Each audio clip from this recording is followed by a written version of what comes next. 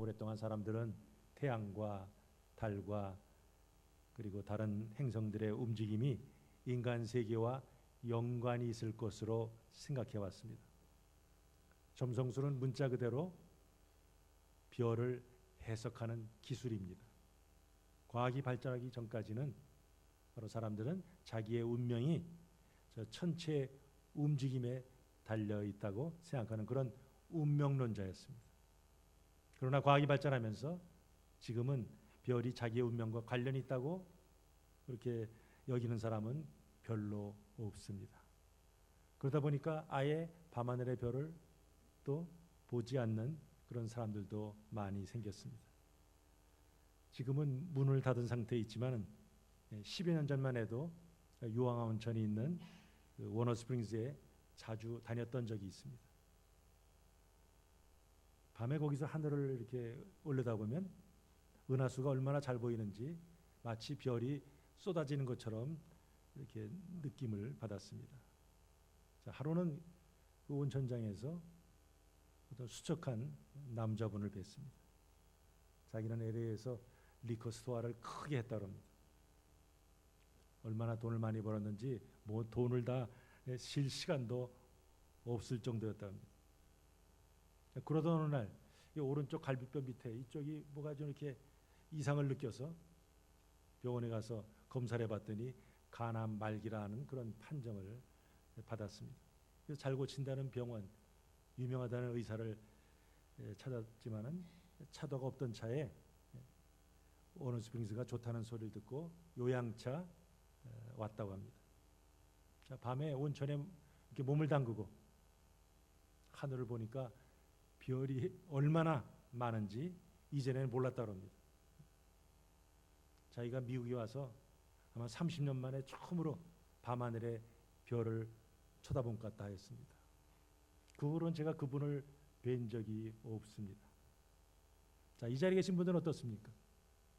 최근에 밤하늘의 별들을 보신 적이 있습니까? 바쁘게 살다 보니까 별을 바라볼 여유조차 사라진 것은 아닙니까? 이번 돌아오는 수요일 1월 31일에 평소보다 30% 밝은 그런 슈퍼문이 뜰 예정입니다. 이 자리에 계신 분 한번 꼭 밤하늘에 뜬 그 달을 한번 보시기 바랍니다. 자, 하나님의 창조 사역으로 인해서 혼돈과 공허했던 땅이 점차 형태를 잃어가면서 필요한 것들로 채워져가는 과정을 좀 살펴보고 있습니다. 처음 사흘 동안은 하나님께 틀을 만드시고 나머지 사흘 동안은 그 틀을 주관할 주체들을 만드시고 채우십니다. 자, 오늘은 해와 달과 별들이 어떻게 만들어졌는지, 물고기와 새와 동물이 어떻게 창조되었는지 살펴보면서 창조 신앙을 가지고 주님이 기뻐하시는 그런 삶을 살려고 합니다. 자, 넷째 날에 하늘의 궁창에 광명체들을 만드십니다. 자, 그들의 임무가 세 가지입니다. 밤과 낮을 나누고 시기를 알리고 땅을 비추는 것입니다. 특히 해는 낮을 주관하게 하시고 달은 밤을 주관하게 하십니다. 주관한다는 히브리어 메무사라, 이거는 통치하다, 다스린다 하는 뜻을 가진 마샬에서 나온 단어입니다. 자, 그런데 그들에게 전권을 주신 것은 아니에요.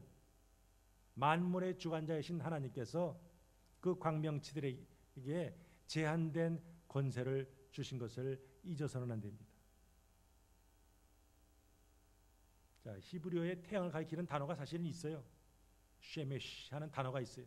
그러나 오늘 창세기 저자는 의도적으로 그 단어를 사용하지 않습니다. 대신 큰 광명체라는 뜻을 가진 마오르 하는 단어를 사용합니다.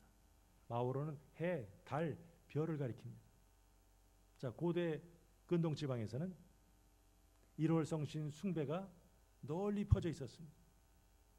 지금 이 글을 읽고 있는 1차 독자인 이스라엘 백성들도 뭐 그 영향을 당연히 받았죠. 애굽의 바로들은 내가 태양신의 아들이라 그렇게 주장을 했습니다. 그런 상황에서 오늘 창세기는 그 광명체들이 해나 달이나 별이 숭배를 받을 만한 신이 아니고 하나님의 피조물임을 선포합니다. 그것들은 인간에게 두려움을 주는 그런 대상이 아니라 창조주 하나님의 권능을 드러내는 존재요, 하나님을 섬기도록 만든 존재라 하는 것을 선포합니다. 하나님은 하늘을 해와 달과 별들로 꾸미시면서 사시와 일자와 연한을 만들어서 그걸 선물로 주셨어요. 즉 그 광명체들은 하나님의 그 계시를 알리는 징조예요. 그래서 이제 해와 달 그것도 생김으로 해서 사계절이 생기고 24시간을 하루로 30일을 한 달로 그리고 365일을 1년으로 하는 그 주기가 이제 생기게 되었습니다. 또 그 징조란 말은 또 하나님이 행하시는 일을 보여주는 역할을 의미하기도 합니다. 여호수아 10장에 보면은 이스라엘이 기브온과 실제로는 기브온 사람들이 속였죠. 우리 먼 나라에서 왔는데 우리 조약을 맺읍시다. 그러니까 이스라엘 백성들은 하나님께 묻지도 않고 그냥 평화 조약을 맺었어요. 근데 보니까 바로 옆 동네 사람들이었어요. 어쨌든 그 소식을 듣고 가나안 남부 쪽에 있는 족속들이 연합전선을 형성해서 이 기브온을 공격해 옵니다. 그때 하나님께서 여호수아에게 이 전쟁은 이길 것이라 가르쳐줬어요. 그러니까 여호수아가 그 승리의 약속을 받고 이 아모리 연합군과 싸웁니다. 하나님이 우박을 내리시고 함께 하시니까 그 전쟁은 아주 쉽게 승리를 이렇게 얻고 있었습니다. 자, 그러나 날이 이렇게 저물어 가요. 요즘 같으면 서치라이트를 켜고 조명탄을 터뜨리면서 싸우지만 옛날에는 껌껌하면 싸울 수가 없어요. 그랬더니 여호수아가 한창 전쟁이 이고 있는 상황에서 외칩니다. 태양아, 너는 기브온 위에 머무르라. 달아, 너도 아얄론 골짜기에서 그리할지어다. 여호수아 10장 12절에 나오죠. 그랬더니 하나님께서 여호수아의 그 부르짐을 들으셨어요. 그래서 그의 말대로 태양을 기브온 위에 딱 멈추게 했어요. 그리고 이제 해가 지나면 달이 떠야 되는데 달도 아얄론 골짜기에 그냥 세워놨습니다. 그 결과 그 밝은 낮에 이스라엘 군대는 아모리 연합군을 아주 전멸시킬 수 있었습니다. 또 열왕기하 20장에 보면은 유다 왕 히스기야가 중병에 걸렸습니다. 이젠 죽으리라 하는 말을 듣고 히스기야가 면벽 기도죠. 벽을 딱 보고선 하나님께 간절히 기도했어요. 그때 하나님께서 이사야를 통해서 그가 병에서 나을 것을 말해 주었습니다.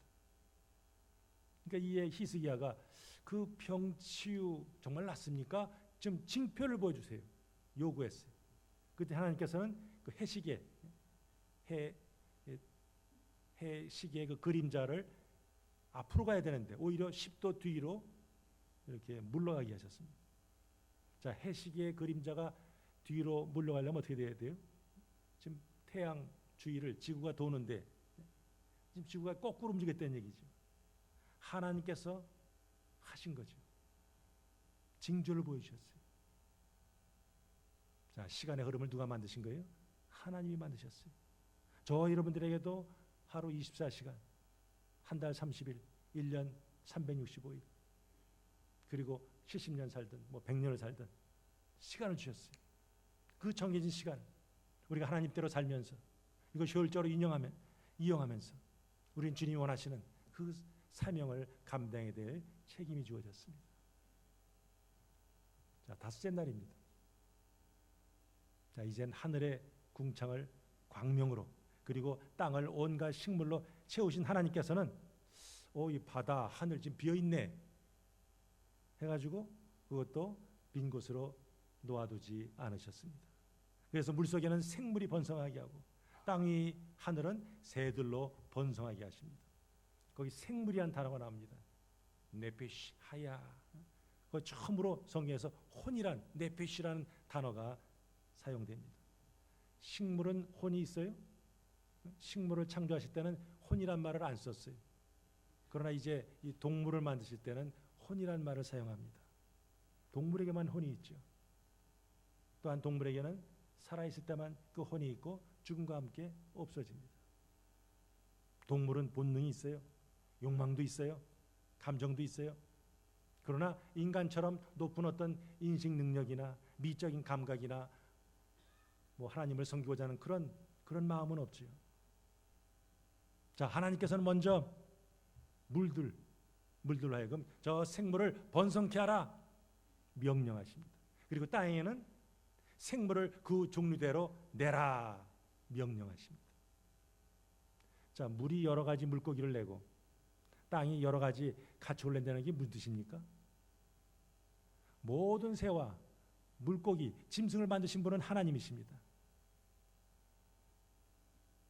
그럼 하나님께서 있어라 하면 있을 터인데 하나님께서 명령을 하세요. 야 물아, 야 땅아, 저것들을 번성케 하라 하는 거죠. 왜 그런 명령 내리셨어요?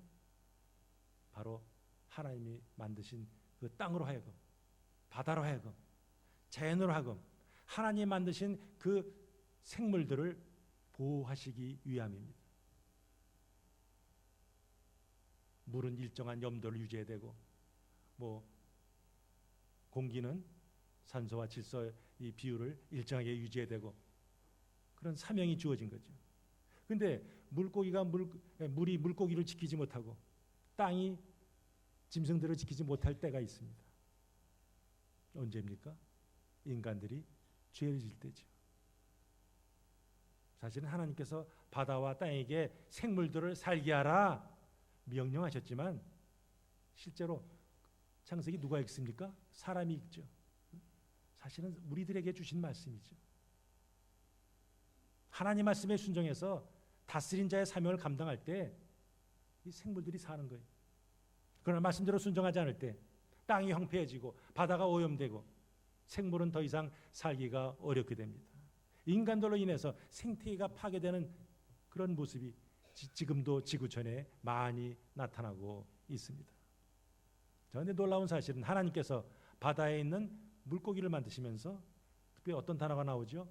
큰 바다 짐승을 창조하셨습니다. 이게 뭐 고래를 가리키는지 뭐 용을 가리키는지 뭘 가리키는지는 알 수 없어요. 그러나 하여튼 고대 근동의 이 가나안 신화에는 바로 바다에는 아주 두려운 괴물이 있다 그렇게 생각했어요. 근데 오늘 성경에서 바로 그 괴물조차 누가 만드셨다는 거예요? 하나님 만드셨다.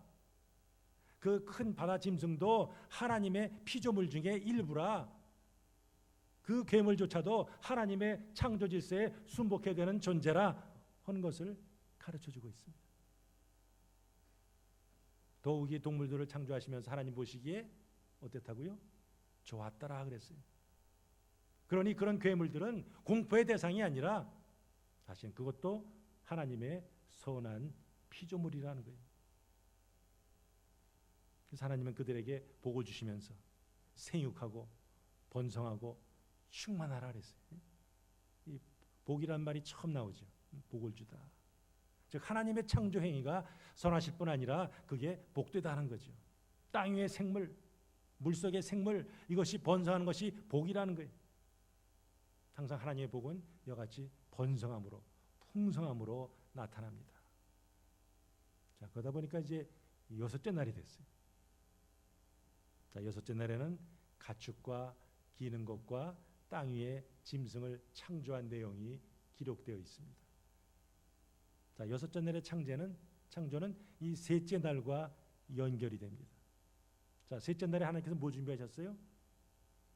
육지의 동물들이 살아갈 땅, 그리고 그들이 먹을 식물들을 준비하셨습니다. 그리고 여섯째 날에는 그 땅에 동물들로 채우셨습니다. 자, 이러한 채워짐은 하나님의 땅을 향해서 이제 그 생물을 종류대로 내라 명령하시는 것으로 시작됩니다. 그런데 거기서 그 말이 그 말 같아요. 가축, 기는 거, 땅의 짐승. 이게 어떻게 구별됩니까? 거기 가축은 네 발을 가진 포유류면서 곤충이나 파충류는 아니다 하는 거죠. 야생동물과 구별되는 집에서 기르는 사람들이 기르는 동물, 그게 가축이죠. 거기 기는 동물들은요, 많은 다리를 갖고 있는 거죠. 주로 뭐 곤충 뭐 이런 것들 가리키죠. 땅의 짐승은 어떻습니까? 그거는 가축이 아닌 나머지 가축과 구별된 야생 동물들을 가리킵니다. 자, 근데 그들을 만들 때 어떻게 만들었다고요? 종류대로 그랬어요. 이 종류대라는 단어는 이미 식물을 만드실 때도 언급이 되었습니다. 물에 사는 동물과 땅 위에 하늘에 사는 새들에게도 만드실 때 그 단어를 사용했습니다. 자, 이제 이 땅에 사는 동물들을 만드시면서 또 종류대라는 말이 사용됩니다. 자, 이렇게 반복해서 종류대로 오늘 이 주어진 본문에 제일 많이 나오는 단어죠. 그걸 뭡니까? 바로 각 종류 구분을 강조하기 위함이죠. 우리 고등학교 때 그 생물 분류학 그 아버지라 하는 사람이 있어요. 카를로스 린네입니다. 그 린네가 어떤 짐승의 모양을 이렇게 통해서 형태학적인 분류를 시도했습니다. 그러다가 멘델의 유전 법칙이 발견되면서 이거 좀 수정해야겠는데 해서 이제 종의 정의가 조금 달라지게 되었습니다. 자, 종이 뭡니까? 생물학에서 말하는 종이 뭐예요? 개체 사이에 교배가 가능한 무리, 그게 바로 종의 정의입니다. 그러나 성경은 그렇게 정의하지 않아요. 생물은 처음 창조될 때부터 어떤 그 유전적인 한계를 언급한 종류라는 단어를 사용하고 있습니다. 바로 이 종류라는 단어가 창세기 1장에 10번 등장합니다. 자, 여기 해당되는 히브리어가 민이라는 단어입니다. 저거의 원래 뜻은 뭐냐면 한계가 지어졌다는 거죠. 이 종의 저 종으로 이렇게 넘어갈 수 없다는 거예요. 딱 하나님께서 지으신 그 한계 그 안에서만 종류가 존재하게 돼 있어요. 홍수 심판 때 노아가 배에다 그 짐승들을 싣죠. 그 동물들 거기 놓는 목적이 뭐예요? 종류대로 넣은 동물들을 살려서 씨를 보존하기 위함이라. 창세기 6장 20절에 나옵니다. 자, 사자, 호랑이, 고양이 같은 종류, 고양이 종류에서 나온 어떤 고양이 종류의 조상에서 나온 거죠. 늑대, 뭐 개, 카이오리, 이거 다 뭡니까? 개 종류의 조상에서 나온 거죠. 자, 이들은 한 종류 안에서 어떤 유전적으로 뭐 재조합이 나타나고 격리를 통해서 어떤 다양해진 케이스죠. 자, 하나님께서는 그 한 종류 안에 그런 뭐 유전적으로 좀 다양한 건 있지만 그러나 그 종류의 벽은 넘지 못하게 해놨어요. 코끼리가 개가 될 수 없고 독수리가 사슴이 될 수 없는 거지. 자, 왜 한계를 정하셨을까요? 여기엔 두 가지 의미가 있어요. 하나는 역사가 아무리 흐를지라도 시간이 아무리 흐를지라도 이 짐승들은 서로 섞일 수 없다는 거예요. 또 하나는 하나님께서 종류를 그렇게 보존하게 하신 이유는 뭡니까? 아무리 보잘것없는 약하게 보이는 그 동물이라 할지라도 뭐예요? 그들은도 이 땅에서 생존할 권리가 있다는 거죠. 이 한계를 정해놓으면 다 그냥 강한 뭐 독수리나 사자만 남고 다른 건 다 잡아먹기 없었을 거 아니에요.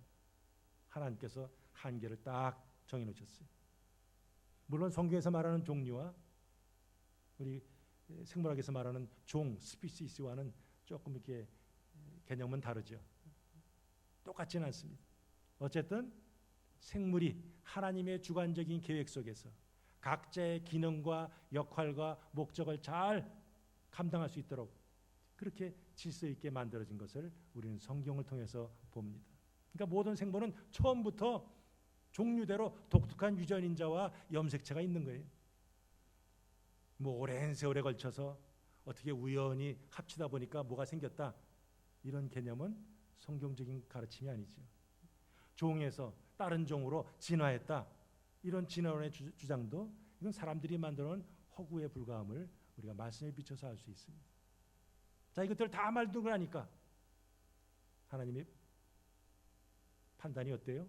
보시기에 좋았더라. 우리 디모데전서 4장 4절에 보면 하나님께서 지으신 모든 것이 선하다 하는 선포를 하고 있습니다. 같은 맥락이죠. 하나님이 창조하신 세계에 이건 아주 정말 보기에 좋다, 선하다. 하나님께서 만족하셨어요. 내가 원래 의도한 대로 이 존재의 목적을 제대로 달성했구나. 야, 좋네, 좋아. 그것이 바로 하나님의 반응이셨습니다. 자, 이 세상의 생물들도 그와 같이 다양하고 그리고 알맞게 창조하십니다.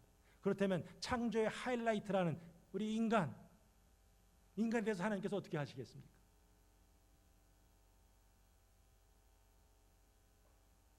우리 지난주에 보기에 할 때 그 의미 중에 하나가 바로 감찰하신다는 말이 있어요. 하나님께서는 당신이 창조하신 모든 것들을 지금도 감찰하십니다. 이 자리에서 우리 모든 성도님들의 삶을, 발걸음을 다 감찰하십니다. 우리가 과연 하나님 목적대로 살아가는지 그렇지 않은지 다 지켜보시는 거죠. 그리고 훗날 판단하실 때가 있어요. 하나님은 우리의 모든 형편과 처지를 다 아시고 하나님의 때를 따라 가장 좋은 것으로, 아름다운 것으로, 귀한 것으로 주기를 원하십니다. 자, 이것이 오늘 본문의 스토리입니다. 믿음으로 모든 세계가 하나님의 말씀으로 지어진 줄을 우리가 아나니 보이는 것은 나타난 것으로 말미암아 된 것이 아니니라. 우리 히브리서 11장 3절의 말씀이죠. 그 히브리서 11장은 믿음장이에요. 믿음의 선배들의 이름을 쫙 열거하기 전에 이 히브리서 기자는 먼저 하나님의 창조를 언급합니다. 하나님께서 이 세상을 어떻게 지었는지 아느냐? 하나님의 말씀으로 지어졌다 한 거죠. 자, 세상에 있는 물건들은 이렇게 우리의 감각으로 알 수 있습니다. 여기 책이 있네 하는 거죠. 여기 컵이 있고 컵 안에 물이 있다. 우리가 이렇게 만져서 봐서 혹은 소리를 듣고 압니다. 그런데 사실은 이 눈에 보이는 세계는 눈에 보이지 않는 하나님의 말씀으로 만들어졌음. 이것이 성경의 가르침이죠. 이거 안 믿어져. 불신자는 그렇게 생각하죠. 그러나 그것을 믿는 것이 바로 창조의 신앙이에요. 그 신앙은 바로 하나님에 대한 믿음을 반영합니다. 이 세상을 존재하게 하신 분이 누구냐? 바로 하나님이라 하는 것을 믿기 때문이죠. 따라서 신앙생활은 하나님이 창조주라는 사실을 인정하고 그 하나님 앞에 겸손하게 엎드리면서 시작되죠. 전능하신 하나님의 주권 앞에 엎드린 자만이 하나님이 열어주신 그 구원의 길을 갈 수 있고 하나님이 약속하신 복을 누릴 수 있고 궁극적으로 우리는 새하늘과 새 땅에 갈 수 있습니다. 그렇다면 이 땅에서 창조의 신앙을 가진 사람들이 어떤 모습으로 살아야 될까 하는 것을 우리가 세 가지로 보기를 원합니다. 같이 한번 첫 번째 읽겠습니다. 시작. 하나님의 말씀을 붙들어야 합니다. 구원받은 자들은 당연히 하나님의 말씀을 붙들어야죠. 창조는 사실은 신비한 거예요. 하나님의 신비입니다. 하나님이 천지를 창조하실 때 있어라 하니까 탁 있었어요. 말씀하시니까 그대로 이루어졌습니다. 이거는 초자연적인 현상입니다. 그러나 일단 창조하신 후에는 법칙을 만드셔서 그 법칙대로 움직이게 하십니다. 이것이 하나님의 일하시는 방법입니다. 자, 예수님께서 이 땅에 오신 것도 초자연적인 현상입니다. 어떻게 하나님이 인간이 되셨습니까? 어떻게 처녀가 성녀로 잉태할 수 있습니까? 어떻게 말씀하시니까 귀신이 쫓겨가고 만지니까 그냥 병자가 바로 일어나고 심지어 죽은 자가 살아납니까? 어떻게 오병이어 그 적은 것을 가지고 남은 자만 5천 명이 배불리 먹고 남을 수가 있습니까? 이거 초자연적인 현상입니다. 그러나 예수님께서 공생에 사역하시면서 항상 그런 기사와 이적만을 일으키신 것은 아니죠. 예수님은 무리가 모일 때마다 뭐 하셨어요? 가르치셨어요. 그리고 선포하셨습니다. 그것을 통해서 당신이 누구인지를 알려주셨습니다. 나는 생명의 떡이요, 나는 세상의 빛이요, 나는 선한 목자요, 나는 길이요 진리요 생명이요, 나는 부활이요 생명이 나를 믿는 자는 죽어도 살겠고 무릇 살아서 나를 믿는 자는 영원히 죽지 아니하리라 선포하셨습니다. 그리고 그 무리들의 믿음을 돕기 위해서 가끔씩 이적을 행하셨습니다. 자, 기적과 이적이 뭐가 차이가 있습니까? 뭐 그 말이 그 말 같죠. 기적, 뭔가 신기한 일이죠. 이적은 신기한 일 플러스 그것을 통해서 예수님을 가리키는 현상, 그게 바로 이적이에요. 성경에서는 기적이란 말 별로 안 써요. 이적이란 말을 씁니다. 야, 이거 누가 하신 것인가? 하나님이 하셨네. 그것을 보게 하는 게 이적입니다. 그렇다면 저와 여러분들도 어떤 초자연적인 현상에만 관심을 두어서는 안 됩니다. 자, 신자가 병에 걸렸어요. 난 약 안 먹어. 난 병원 안 가. 기도원에 가서 열심히 기도하고 병이 나오면 누가 고쳐줬다고 그래요? 하나님이 고쳐줬음. 감사하다고 기도원에 많은 헌금을 하고 심지어 거기서 뭐 일하는 사람도 있고 그리고 자기 나은 것을 간증합니다. 그렇게 기도해서 나은 사람, 야, 믿음이 좋은 사람이라고 주변에서 얘기합니다. 물론 좋은 사람들 많죠. 자, 그런데 병에 걸렸을 때 병원에 가서 나으면 그럼 어떻게 합니까? 저 의사가 고쳐줬네. 그런데 저 기도원에 간 사람보다 믿음이 좀 덜한 것 같은데 이런 생각을 하는 경향이 있죠. 맞습니까? 여호와 하나님은 치유의 하나님이세요.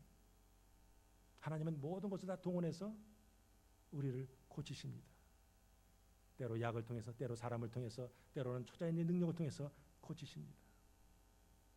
중요한 건 뭡니까? 어떤 상황에서도 우리 성도들은 믿음으로 주님을 붙들어야죠. 믿음 붙든다는 것도 뭡니까? 근데 추상적이니까. 그럼 또 결국 뭘 붙들어야 돼요? 말씀을 붙들어야죠. 말씀 속에서 주님이 누구신가? 이것을 발견해야 합니다. 말씀 속에 구원의 길이 있는 것을 우리가 알아야 합니다. 날마다 그 말씀대로 살면서 우리가 있어야 할 곳에 있고 해야 할 일을 감당할 때 거기에 주님의 영광이 나타납니다. 히브리 4장에 보면 안식이라는 말이 있습니다. 예수님 오시기 1400년 전에 있었던 여호수아가 이스라엘 백들에게 안식을 주었다. 근데 그 안식은 일시적인 안식이야. 진정한 안식을 주시기 위해서 오신 분이 있다. 그분이 바로 예수 그리스도. 그렇게 히브리 4장에 전개하죠. 그래서 우리 모든 성도들, 말세에 사는 성도들은 저 안식에 들어가기 위해서 아주 힘쓰자 하는 거예요. 그러면 예수님 바라봐야 되는데 그럼 예수님 바라보려면 어떻게 해야 되나 하면서 나오는 말씀입니다. 우리 같이 한번 읽겠습니다. 시작. 하나님의 말씀은 살아있고 활력이 있어 좌우에서 어떤 것보다도 예리하여 혼과 영과 및 관절과 골수를 찔러 쪼개기까지 하며 또 마음의 생각과 뜻을 판단하나니. 하나님의 말씀의 특징은 살아있다, 다이나믹하다, 아주 샤프하다. 그래서 혼, 영, 관절, 골수 안 보이는 부분까지 꽉 파고 들어간다. 이 파워풀한 하나님의 말씀이 우리 안에 꽉 묻어칠 때 우리의 마음의 생각, 뜻 모든 것을 밝히 드러낸다. 그러므로 우리 말씀의 수술을 받자. 그리고 말씀을 통해서 치유받자. 그것이 바로 이 마지막 때에 사는 성도들의 바로된 제로되는 신앙생활이다 하는 거죠. 말씀이 한 사람의 전인격을 통찰합니다. 그 마음의 은밀한 생각과 그 뜻 그것까지도 다 판단하고 이렇게 하면 안 되지. 판단하고 고치게 합니다. 그 말씀대로 살아갈 때 우리는 어느새 하나님의 형상을 회복하게 되고 어느새 예수님을 닮아게 되고 어느새 예수님의 향기를 뿜어냅니다. 궁극적으로 우리의 모든 삶과 생각과 마음을 결산하시는 주님 앞에 섰을 때 부끄럼 당하지 않고 평가운데 서게 됩니다.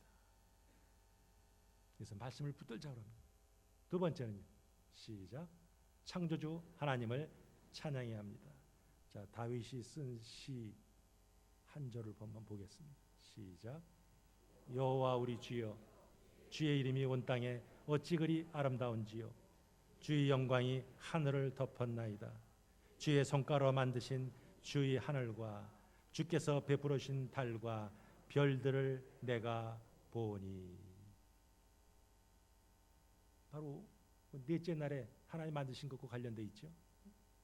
다윗이 하나님이 창조하신 세상, 특별히 하나님의 영광이 머물러 있는 하늘과 그 하늘에 두신 달과 별을 찬양하고 있습니다.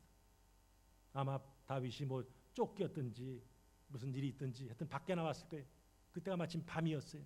근데 밤에 지금보다 공해가 없을 때니까 뭐 더 잘 보였겠죠. 하늘을 울어서 딱 보니까 달이 보이고 별들이 보입니다. 다른 사람들은 저 달, 뭐 보름달이네, 일식이네, 별들 많네, 그 정도였겠죠. 그러나 늘 하나님과 동행하는 하나님의 성령에 감동받는 다윗은 단순히 하늘과 별이 있구나 그걸로만 그치지 않았어요. 그것을 보면서 하나님의 이 창조하신 이 세상의 경이로움, 그것에 눈이 딱 떠졌습니다. 그러니까 막 감격이 밀려오는 거예요. 그래서 하나님의 이름이 온 땅에 어찌 그리 아름다운지요, 감탄을 하고 있습니다. 우리 경배팀과 우리 찬양대 찬양을 했어요. 찬양은 뭐가 첫 떠오릅니까? 노래 이렇게 되죠. 그러나 찬양은 단지 노래가 아니라 하나님을 향한 기쁨, 감사의 감정을 표현하는 모든 것이죠. 하나님을 바라보고 혹은 그분이 행하신 일을 이렇게 바라보면서 놀라워하면서 말로든 노래로든 뭐 행동으로든 표현해서 하나님 높여드리는, 이게 바로 찬양이죠. 저와 여러분들은 이 하나님의 일하심을 기쁜 마음으로 고백하고 선포하고 또한 찬양한 이것을 계속해서 연습해야 돼, 프랙티스해야 되는 거예요. 왜? 본 무대는 저 위에 있으니까. 저곳에 갔을 때 우리는 이제 항상 찬양하게 되죠. 그때 할 것을 지금부터 연습하는 거예요. 이 땅에 살면서 우리가 하나님을 찬양해야 될 이유가 얼마나 많습니까? 그럼에도 불구하고 욕심의 눈이 딱 가려지면, 육신의 소욕으로 딱 가려지면 됩니까? 감사와 찬양을 드리기는커녕 불평을 늘어놓습니다. 이미 주신 것에 감사하기보다 자기가 없는 거, 아직 이루어지지 않은 거, 남과 비교해서 부족하다 느끼는 거, 그걸 인해서 오히려 불만을 터뜨립니다. 자, 해변가에 나가서 보면 야, 모래 많네 이러죠. 그러나 자세히 들으면 어떻게 해요? 모래 사이에 있는 조개 껍질이 많이 감춰진 것을 보게 됩니다. 우리는 평범한 일상생활 속에서도 하나님의 손길을 느낄 수 있어야 되고 볼 수 있어야 합니다. 우리가 감사 노트를 매일같이 쓰는 이유도 뭡니까? 우리 삶의 현장에서 일어나는 그 은혜를 좀 더 꼼꼼히 한번 헤아려보고 감사하자는 거죠. 그래서 오늘도 그분을 찬양하자는 거예요. 밤하늘에 있는 달과 그리고 별들을 보면서도 일상성에 일어나는 그런 일을 통해서도 우리는 베푸신 은혜를 바라보면서 하나님을 찬양하는 그런 예배자들이 되어야 돼요. 마지막으로 세 번째, 시작. 새 창조를 바라봐야 합니다. 자, 눈에 보이는 창조, 우리 지금 이 지구 이거 만든 것이 하나님의 궁극적인 목적은 아니에요. 그리스도 안에 있으면 새로운 피조물이라, 뉴 크리에이션 그랬어요. 예수님께서는 새 창조를 이루시는 거예요. 그 완성이 저곳에서 일어납니다. 우리 같이 한번 계시록 21장 읽습니다. 시작. 또 내가 새 하늘과 새 땅을 보니 처음 하늘과 처음 땅이 없어졌고 바다도 다시 있지 않더라. 보좌에 앉으신 이가 이르시되 보라, 내가 만물을 새롭게 하노라 하시고 또 이르시되 이 말은 신실하고 참되니 기록하라 하시고. 자, 지금 하나님께서 다 만드신 것들 아니에요? 하늘, 땅, 바다, 셋째 날에 만드셨는데 이거 다 어디 갔지? 하는 거예요. 다 없어진다 그랬어요. 근데 사실은 새 하늘과 새 땅은 기존의 하늘과 그 땅을 회복한 모습이죠. 원래 하나님께서 처음 지실 때 어땠다 그랬어요? 보시기에 좋았더라 그랬어요. 그러나 인간의 죄로 인해서 황폐하게 되고 메스업이 되고 엉망진창이 되어버렸어요. 그거 다시 회복하는 거죠. 자, 지금도 뭐 땅, 하늘 존재하죠. 그러나 새 하늘과 새 땅은 그것과는 전혀 달은 그야말로 영광스러운 아주 완전한 세계입니다. 왜냐하면 그곳에 하나님이 거하시니까요. 하나님께서 친히 모든 자의 눈에서 눈물을 씻기신다 그랬어요. 그곳에는 더 이상 사망이나 애통하는 것이나 곡한 것이 없고 아픔도 없습니다. 새하늘과 새 땅에서는 모든 죄악이나 불행 이것은 그야말로 없어요. 오직 선과 아름다움과 그리고 기쁨만이 가득합니다. 그렇다면 장차 우리가 들어갈 곳 그것을 바라보면서 이 땅에서 들어갈 준비를 해야죠. 날마다 우리는 바울과 같이 믿음의 선한 싸움을 싸워야 합니다. 예수님 믿는다고 해서 고난이 면제되는 것이 아니에요. 우리 히브리서 12장 2절에 보면 1절에 보면 믿음의 경주란 말이 있어요. 경주. 믿음의 경주한다. 그것이 디모데 후서에서는 싸움이란 말로 번역이 됩니다. 근데 그 히브리어 아곤, AGON이 아곤이라는 단어가 있어요. 그 싸움이나 경주로 번역이 되죠. 근데 거기다가 Y자 붙이면 영어 단어 뭐가 돼요? 애곤이 고통이다는 거죠. 신앙의 경주가 쉽지 않다는 거예요. 신앙의 그 싸움이 선한 싸움이 만만치 않다는 거예요. 때로 주장고 싶고 꼭 이렇게 믿어야 되나 이럴 때도 있다는 거예요. 그런 속에서 히브리서 저자는 우리의 믿음의 주요, 거기 주는 로드가 아니에요. 시작하신 분, 우리의 믿음을 시작하게 하시고 우리의 믿음을 완성케 하시는 예수님을 계속해서 바라보자 권면하고 있습니다. 하나님께서 우리에게 성경을 통해서 놀라운 약속을 주셨어요. 그리고 그 약속을 지금도 신실하게 이루어 가십니다. 그리고 마지막 때가 되면 우리를 친히 저곳으로 새하늘과 새 땅으로 새 예루살렘으로 이끄십니다. 성전보다 더 크신 분, 그 하나님이 중심에 딱 계시고 하나님과 어린 양이 가장 밝은 빛이 되시니까 해, 달 이거 필요 없네 이렇게 되는 거죠. 그러나 아직은 우리에게 이루어지지 않았기 때문에 우리 믿음의 눈으로 바라볼 뿐입니다. 우리의 소망은 땅에 있지 않습니다. 우리는 예수님 믿기 때문에 하늘의 심을 가지고 있어요.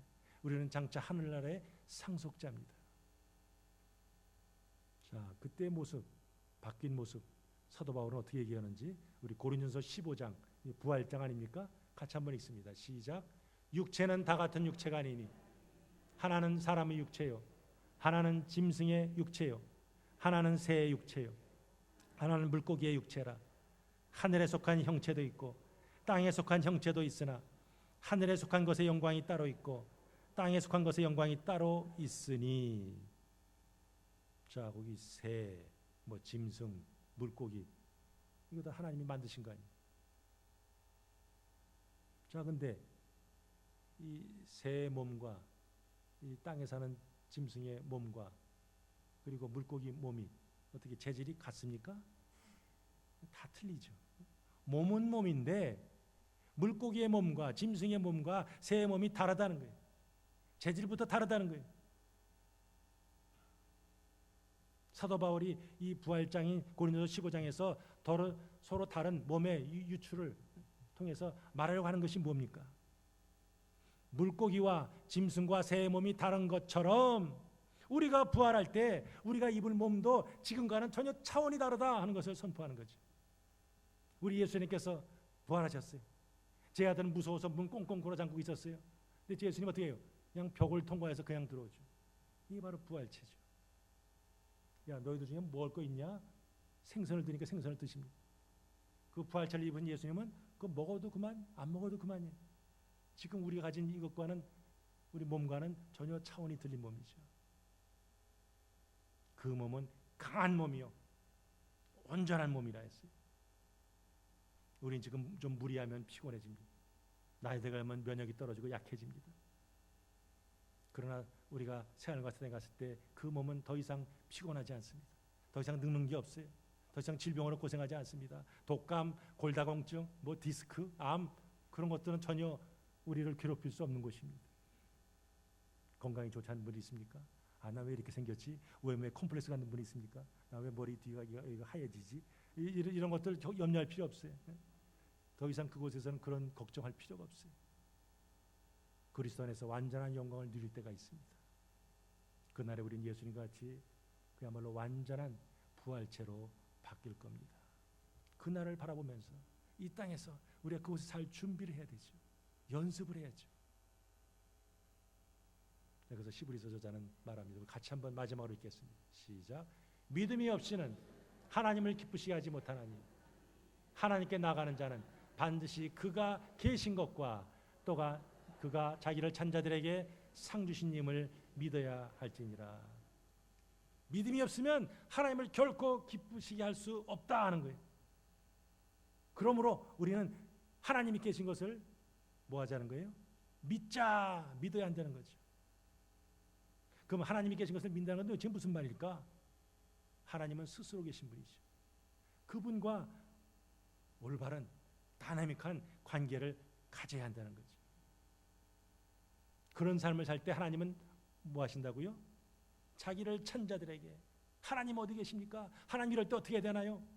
하나님은 천자들에게 상 주시는 상 주시는 분임을 믿어야 한다는 거죠. 이 자리에 계신 우리 모든 성도님들이 바로 이와 같은 창조의 신앙을 가지고 늘 하나님의 약속의 말씀 붙들면서 그리고 창조 하나님을 찬양하면서 그리고 소망 중에 그분을 바라보면서 나갈 때 거기 역사가 있고 열매가 있습니다. 이 자리에 계신 우리 나는 누구냐? 우리는 성경을 통해서 하나님은 누구신가? 그리고 나는 누군가? 그것 때문에 우리는 그 하나님에 대해서 어떻게 살 것인가? 이 말씀이 성경에 담겨져 있어요. 날마다 주님과 동행하면서 주님이 기뻐하시는 삶을 살면서 훗날 주님 앞에 섰을 때 이 땅에서 거둔 열매를 보여드리면서 그분부터 칭찬을 상급받는 성도들이 다 되시기를 주님의 이름으로 축복합니다. 아멘.